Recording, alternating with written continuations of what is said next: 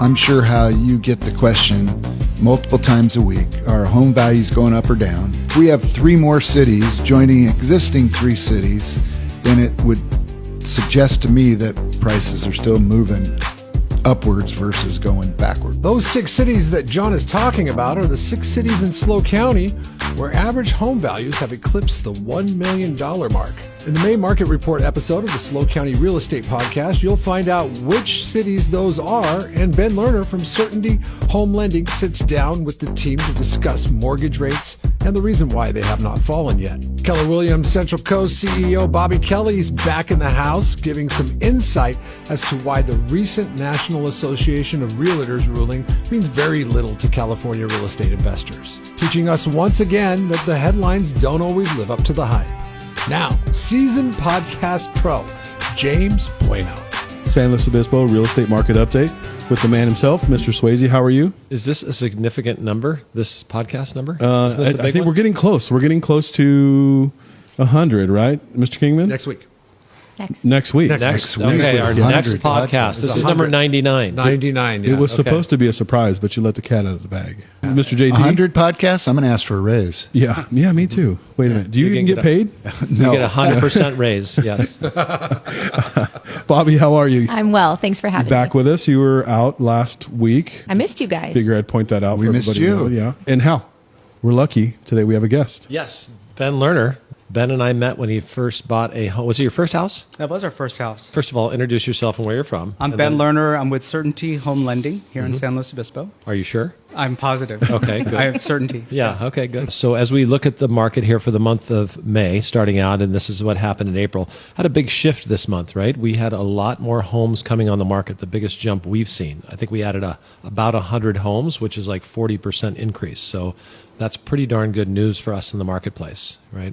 Yeah, we saw an increase of 5% closed transactions just month over month. Yeah. So that's great from last month. We're Well, moving in the right direction. Right. More homes are available, which is always healthy for the marketplace. More closed. I think the pendings are down from what we looked at from a month ago. And we don't really look at the same data that you probably look at, Ben. So what's your activity like? Yeah, I'd say April was the best closing month in my office in the last year. So that was a nice change. That's good. Way to go. Yeah. I think activity is still very high on prospects right now. Right. A lot of interest. A lot of interest. Yeah. Yeah, we had a good April. Our month was the best closing month we've had since June of last year. Right. So almost a year. Yeah. Yeah. Very, very active. That's good. Yeah. But it's interesting because, having more homes available is always good because buyers have more choices, sellers that want to sell need a place to go. And it just shows confidence in the market because it's a big deal to put your house for sale, right? It is. Yeah. It's a lot of stress, obviously. And people are making sure that the moves are going to make sense when they're trying to leave an existing mortgage and go into a new one. And it's a big change. Yeah. Not only are people attached to their houses, now they're attached to their mortgage Yes. too, right? A lot Yeah. of attachment. We're not used to that, are we? No, it was I never. was never attached to a mortgage till this one. Right. Property taxes, people would get attached to that. Right. Because they have a low property tax. Now that's for depending on your age, et cetera, that's less of it.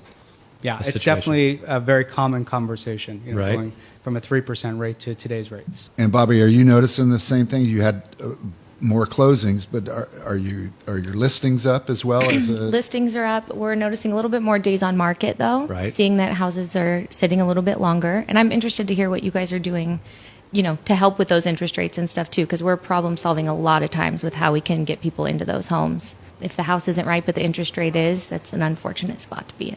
We'll catch up on that Okay. next week. We want to get all the mileage out of you we can. It's been interesting. So I think it's a healthy thing for sure in the marketplace. We talk a little bit too about pricing. So boy, is it area specific, right? I think I've referred to like certain parts of Avila Beach, certain types of houses are selling for less. Most of the condos in certain areas are selling more. Entry-level houses, over $3 million. We see a few more places on the market. It just depends. It's so specific, it's crazy. But I think our average price just on the homes that we handle is up probably 10%. It is up 10%, Yeah. almost on the button. Number of transactions for the first 4 months of the year, we're up 20% year over year, and the average selling price is up 10%. Now, does that mean that the home values in the county are up 10%? I wouldn't walk away with that, but I would say that home values are continue to go up. I'd be curious to get your read on the local market. I just see what I see. But the data coming to us would be like yesterday we received the Case-Shiller report, and it continues to show national appreciation in pricing. And so it was up, a matter of fact, it was up 4%, but from the lowest it ever got, it's already up over 1.3%. So, because it was a slight dip, but prices are at new highs right now across the country. Do you have any issues? You're talking all-time highs nationwide. Price appreciation is at all-time high. The rate of appreciation or the price of homes, the average price of a home? I'd have to look at how they're reflecting okay. that, but it's the appreciation, so I would assume that would reflect. I would guess it's the highest it's ever been because we've had some dipping, like in 2023 or whatever it was. And Right. now it's kind of etched back, and for the most it's part. back above that yeah. dip now. Yeah.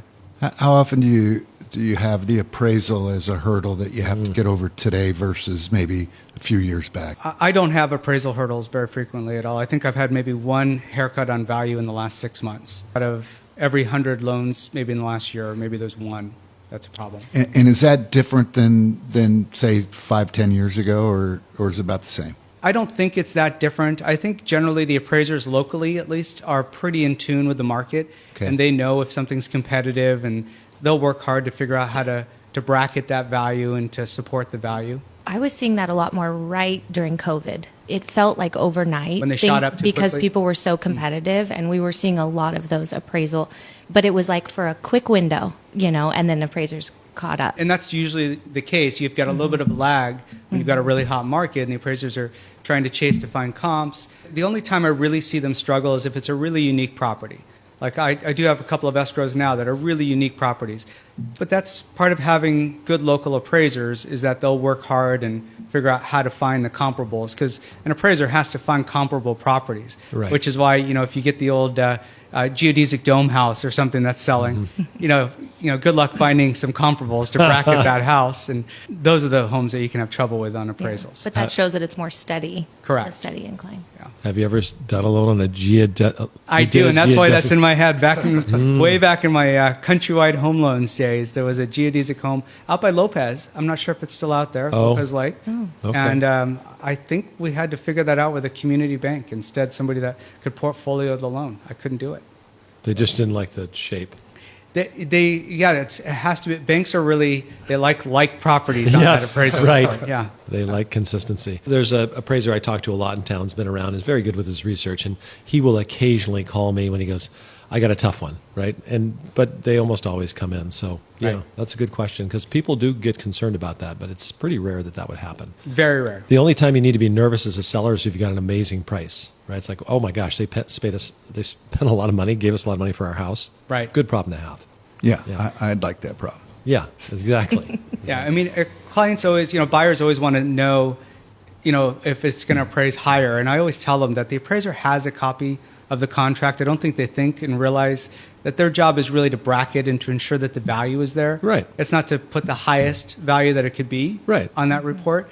It's important to realize that their job is just to say, yes, you're paying a fair price for this home. We had some stuff in the news too, John, that you picked up about $1 million cities in our community. Yeah, there was an article in the Tribune, and it talked about 3 new cities joining, for lack of a better term, the $1 Million Club, where the average sales price of the homes is $1 million or more. And those new cities are San Luis, AG, and Cambria. I think it's both. Okay, it's both. Yeah. So there's 4 cities, Cambria and Cambria. And they joined 3 cities that were already there, which were Cayucas, Avila, and Pismo. I find it hard to believe that SLO is just barely getting into that $1 million threshold. Well, it's Going average up. price, right? Yeah. And so there's a lot of new condo construction. So you get a lot of those sales, and that can bring the average price. It doesn't mean its prices are down necessarily. Right. They can be, but yeah, it's just the average price. So I think that's probably why. And Pismo, good luck trying to find, lower priced homes.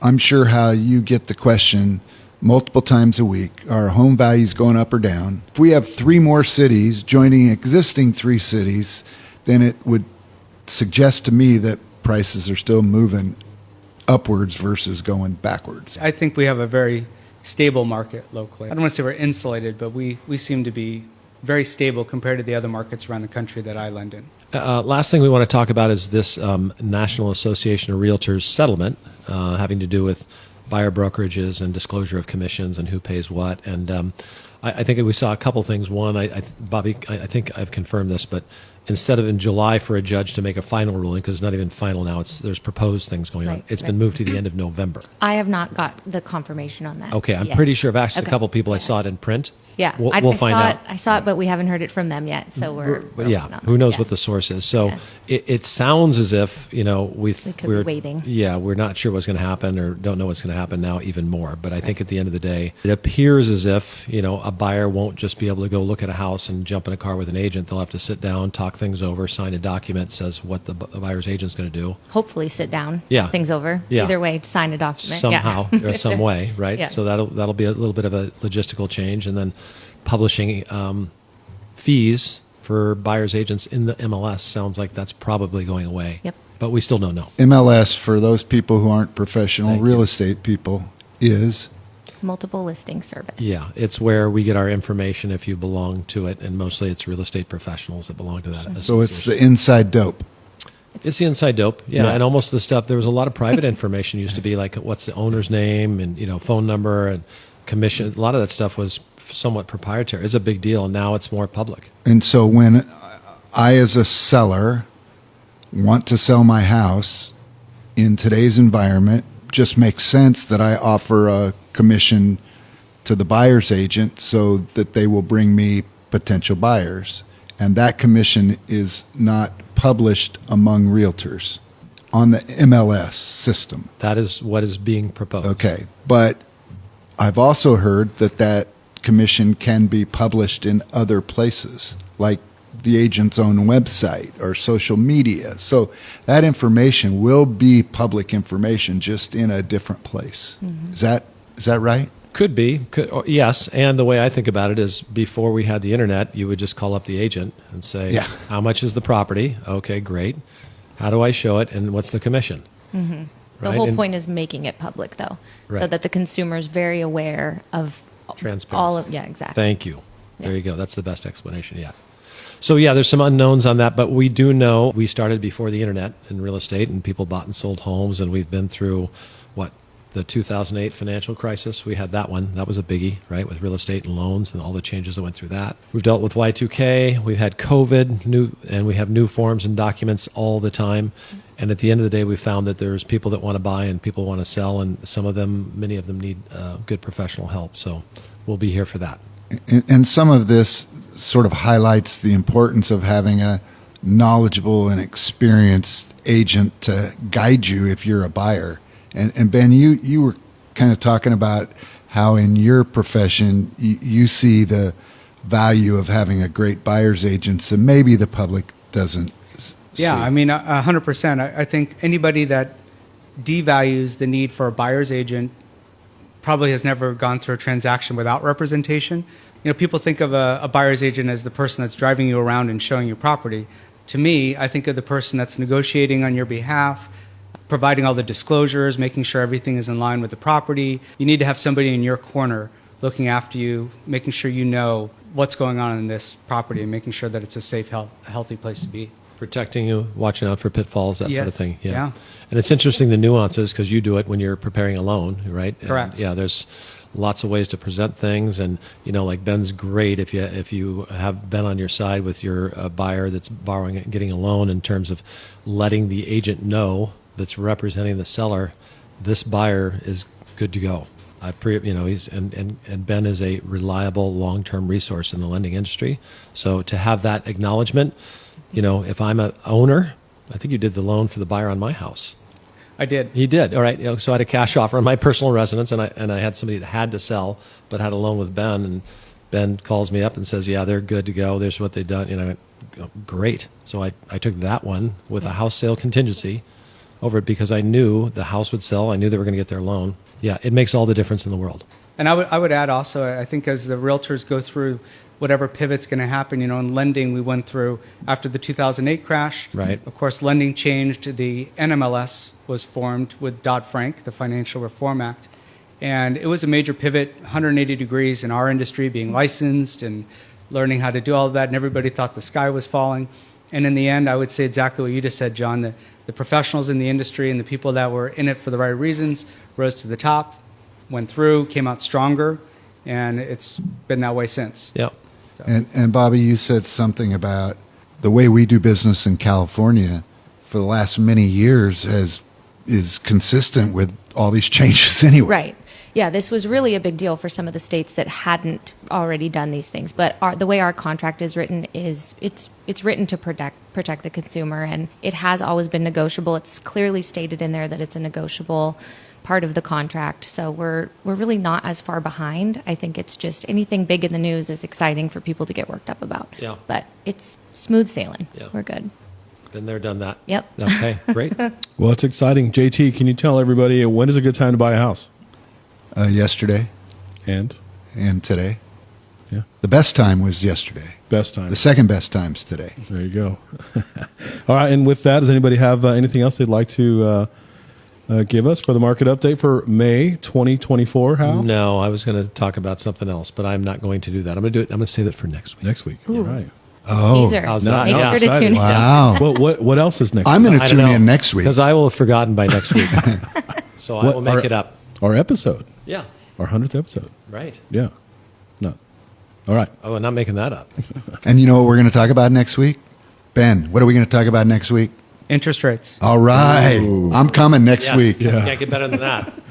Thanks for having me. All right, y'all. Thank you very much. Thank you, Ben, for being here. And yes. then how do people reach you? Oh, yeah. You can reach me at blerner.com. That's BLERNER.com. Or my cell phone is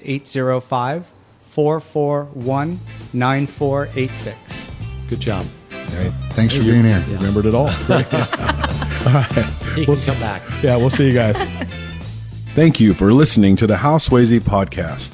Be sure to subscribe and rate this podcast. Check for it in your feed for the latest information on the San Luis Obispo County market. The SLO County Real Estate with Hal Swayze podcast is available wherever you get your podcast and on halswayze.com, where you can find current listings and other real estate tips. halswayze.com, that's HALSWEASEY.com. I am James Bueno, Director of Marketing for the Hal Swayze Group. If you're looking for anything real estate, give us a call, 805-781-3750. San Luis Obispo Real Estate Podcast with Hal Swayze is also on YouTube. Now you can see people talk about real estate in one of California's hottest markets. Get the latest episode on the podcast page at teamswayze.com or subscribe to Hal Swayze on YouTube. Hal Swayze is a licensed California real estate broker. DRE number 011119111. The SLO County Real Estate with Hal Swayze podcast is a production of AGM Podcasts. Subscribe wherever you get your podcasts.